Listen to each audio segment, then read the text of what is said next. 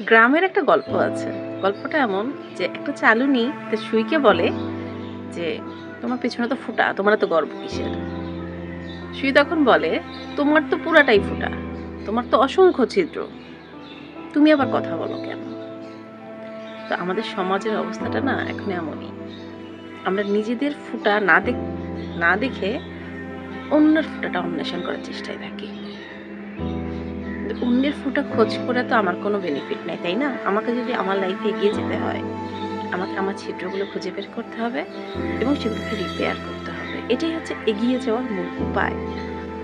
ব্যাপারটা হচ্ছে আমরা অনেক বেশি সমালোচনায় মনোযোগী, অন্যের খুঁত ধরতে আগ্রহী, কার কোথায় কি সমস্যা হলো, কে কোন কাপড় পরলো, কে কোথায় কি মন্তব্য করলো, এগুলো আমাদের খুব ইন্টারেস্টের জায়গা। কিন্তু ইন্টারেস্টের জায়গা হওয়া উচিত ছিল নিজের কোথায় খুঁত আছে, কোথায় রিপেয়ার প্রয়োজন সেটা।